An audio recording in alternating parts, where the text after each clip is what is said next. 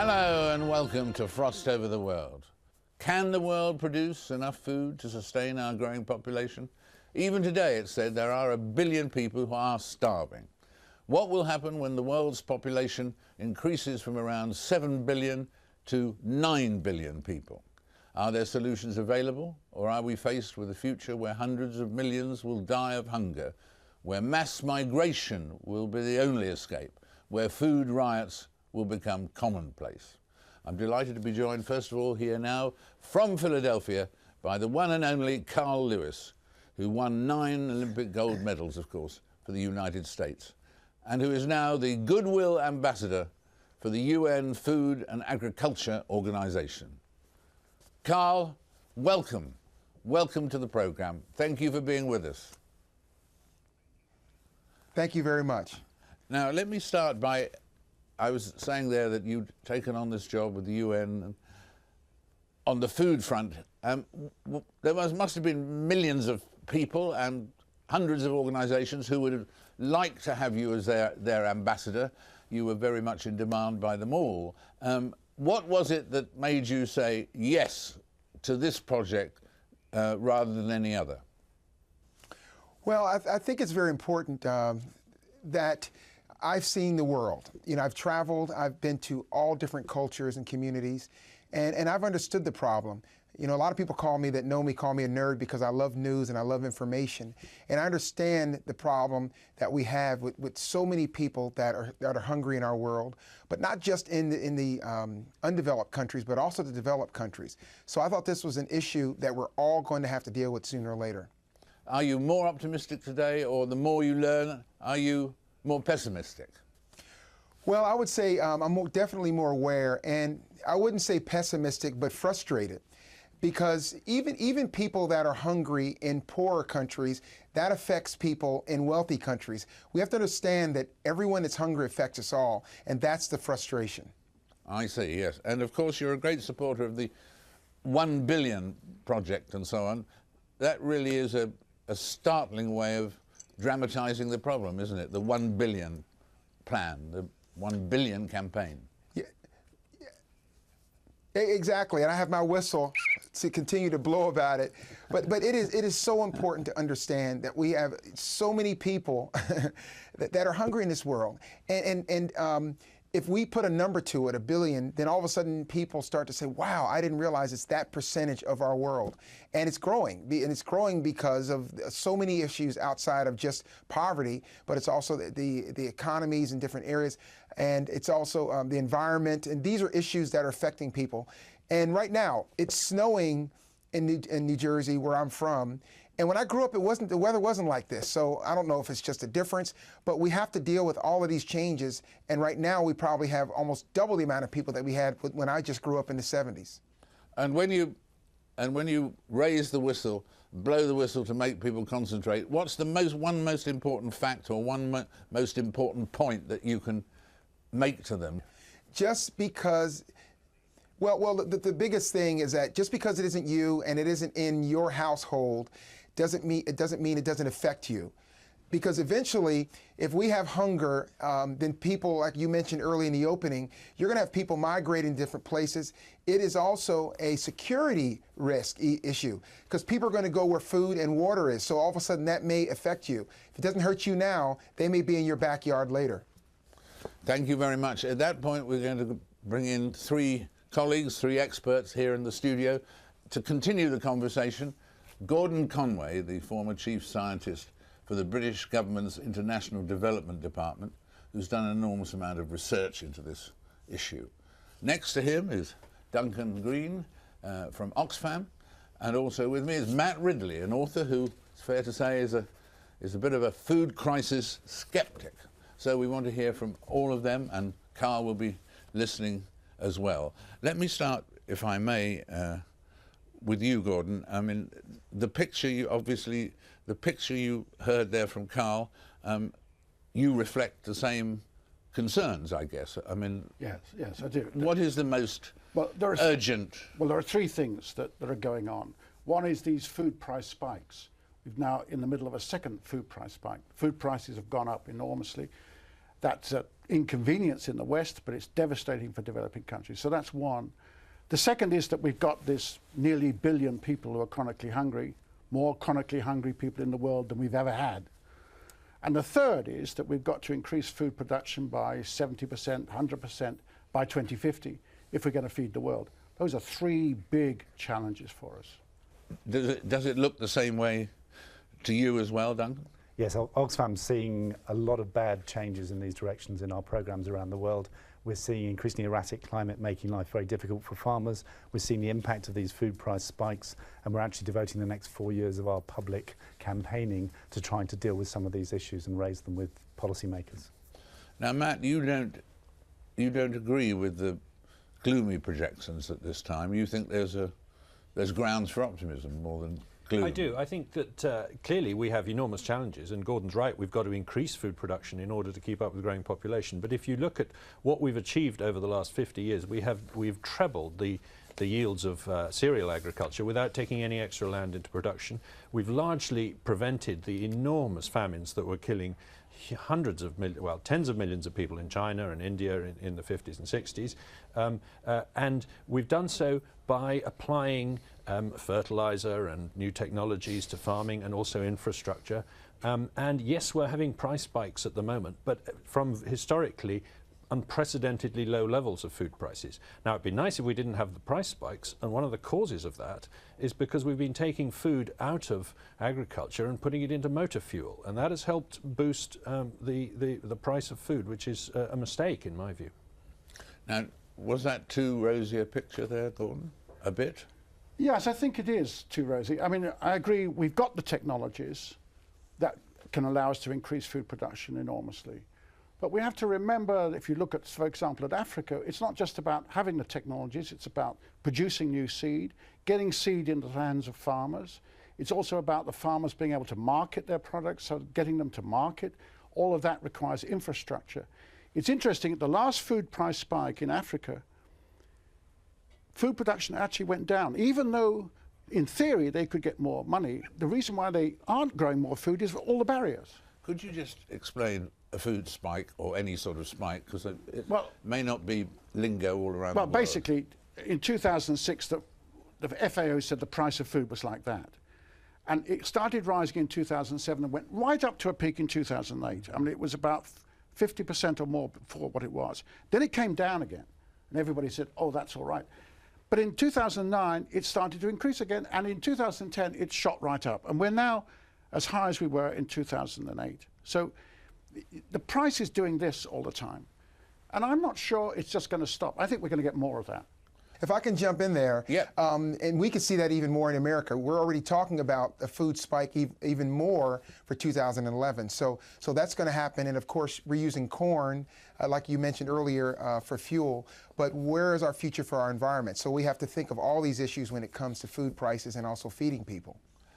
Do you see a growing awareness of this problem, or still very insufficient awareness of this problem in America?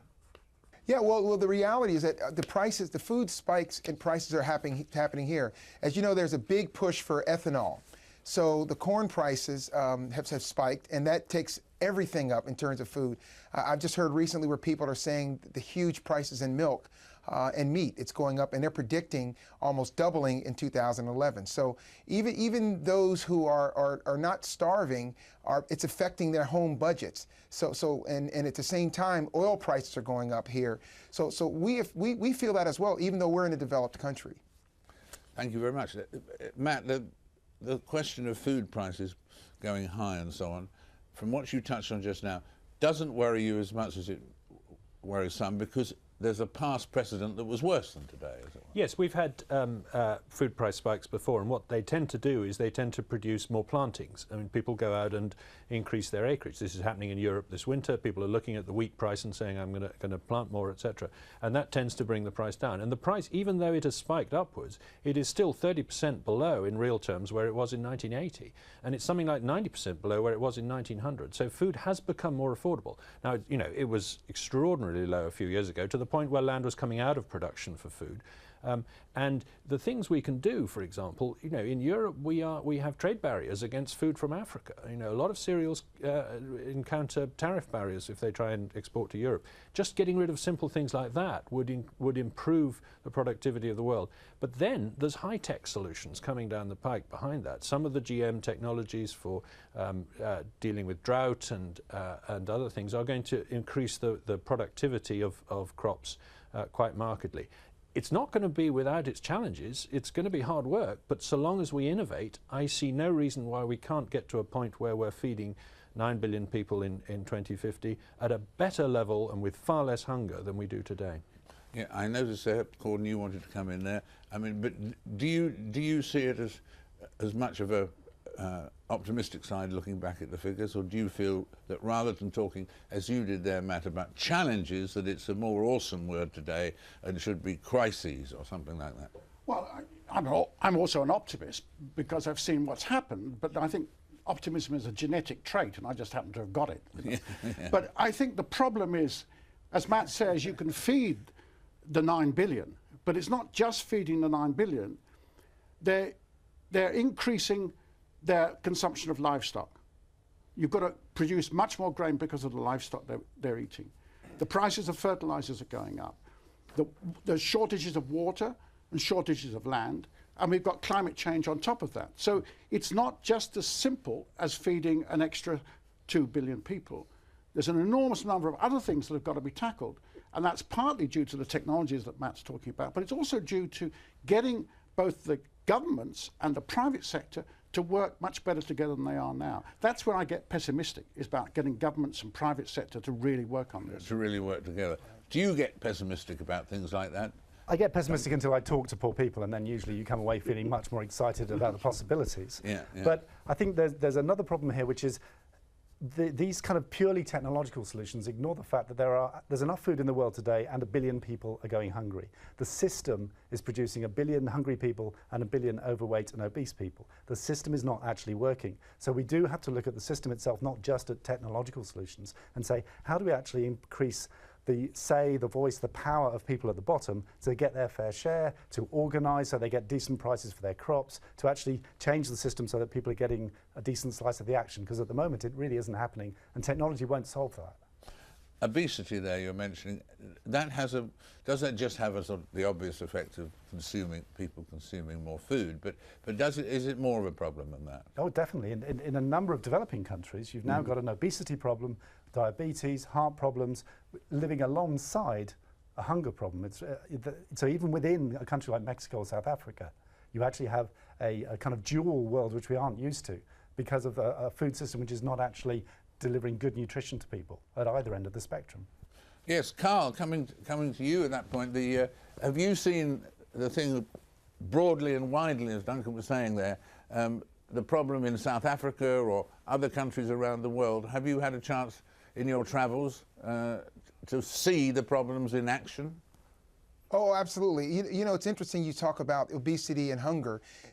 In America, there's been an explosion of obesity, especially in children, which means diabetes, which brings other problems and other health issues right alongside of the hunger issue.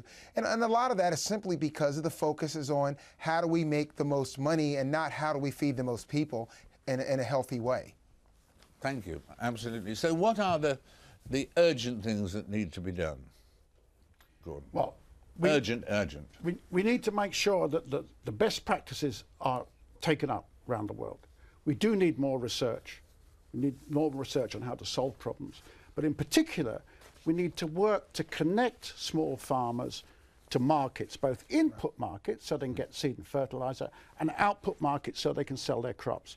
If they have the links to those two kinds of markets, they can do it. We know that. African farmers can produce a lot of food. It's been demonstrated over and over again. But unless they've got the links to those markets, it won't happen. I would add to that two things. One is, this is not a separate issue from climate change. I mean, climate change is going to be, unless we solve climate change, solving the food problem is going to be 10 times harder. And when you're talking about farmers, think about women farmers, because the easiest way to increase production is to give women equal access to seeds, credit, all the things that farmers need to give women farmers that access immediately gives you a big hit on production and increases social fairness. What do you think is most urgent? Well, I think the most urgent thing in the short term is to get the price of food down again, because as Carl and Gordon have said, you know, people are really hurting because of the price of food. And how do you do that? You dismantle the trade barriers so that Africans can sell their produce in Europe. You stop the biofuel programs so that food doesn't go into fuel instead, and you solve these infrastructure problems, as Gordon said. You know, between so these are very low-tech things. I mean, some huge percentage of food, particularly in continents like Africa, gets wasted between the field and the plate, as it were. But it's just worth, I think, reflecting. We've been talking about obesity, and it's an issue. But if we sat here in the mid-1960s when we thought it wasn't worth trying to save the starving people in India, a lot of people said that because you can't do it. It can't be done. There was genuine counsel of despair about all these extraordinary famines that were happening in India. We've got to grasp the nettle and realise that not everybody's going to be able to live. Unbelievable the way people were talking then. And yet now India is not only feeding itself handsomely, it's also exporting to the rest of the world. Africa can do the same if we get these basic things right, and if we allow new technology to come along. Africa can really do the same, as India has done. Africa could be a food exporting continent. I think there's no question about it. And climate change, yes, it may have bad effects, but actually what's been happening in the last 30 years, remember how the Sahel was drying out in the 1970s? If you look at the Sahel now, it is greener than it was then. Rainfall has increased in that area. Carbon dioxide alone increases the yields of crops, actually.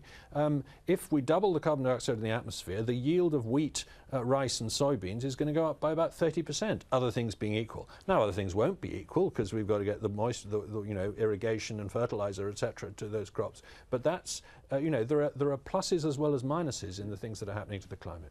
I just want to add, and that is why there's more reason why we should have coordination like we're hearing. Because with climate change, we're going to have where some areas become greener and some areas become drier. So we're going to have that coordination, because areas that are right now that have great, that are great for growing crops are going to be maybe poor in 20 years or 30 years or 40 years. So we're going to have to make sure that we come together and work to try to solve a world problem and not just a regional problem. Right. That's right. In the old days, you could get starvation in one area because crops had failed, and because there wasn't enough trade, actually the only thing people could do was get on their feet and move out of that area. And in Europe in the Middle Ages, you got these famines in quite small localized areas, and it was cheaper to move people than it was to move food. Nowadays, if Australia fails or Russia fails, as we had bad harvests in Australia and Russia this year, okay, the price goes up.